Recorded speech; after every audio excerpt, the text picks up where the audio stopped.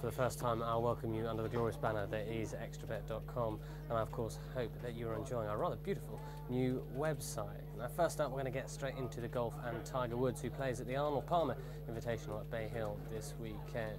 Now, Tiger's in that precarious position where if he doesn't win this weekend and Phil Mickelson wins next weekend, he's going to give up his world #1 position that he's held for, what, the last 50 years or something ridiculous like that. Now, I've got a comrade of mine that follows the tour out in America called the Biro. Now, Biro tells me he's been speaking to some of Tiger's men, and Tiger says he's ready to win again, and over his dead body is he going to give up that world #1 spot. He's won this particular tournament 5 of the last 9 years, so who'd be betting against him at 5-2 to make it 6 out of the last 10?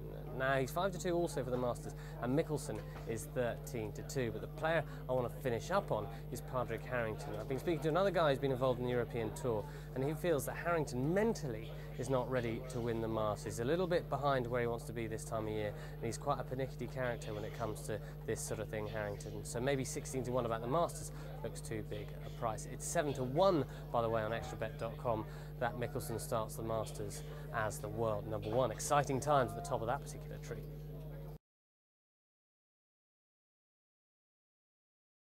Right, it's with some bewilderment that I read stories about Ledley King and his deserved right to be in Camp England this week. Now, it was widely regarded within the sports circles that Sven-Göran Eriksson and Steve McLaren considered him the best defender in England. However, one troublesome knee obviously kept him out of so many games for his nation. Capello seemingly is of the same opinion. However, what I've also heard about Capello is that he is a huge fan of Rio Ferdinand, meaning that if he does come back in, John Terry is going to have to make way. Now, John Terry, being the captain of England, leaves us with a little poser there.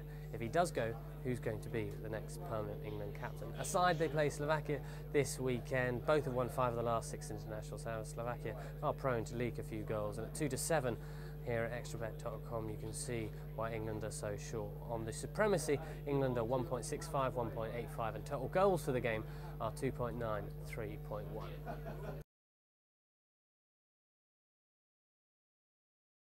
Right, I can't leave you without mentioning the Formula 1 World Championship. And there are 2 rumours that just won't go away. The first one is that Lewis Hamilton is allegedly not particularly happy the way that McLaren is being run at the moment. There's no surprise is out there that his 2009 car looks a bit of a dog. However, he's calling for the reintroduction of his old friend and comrade Ron Dennis back to the fore at McLaren.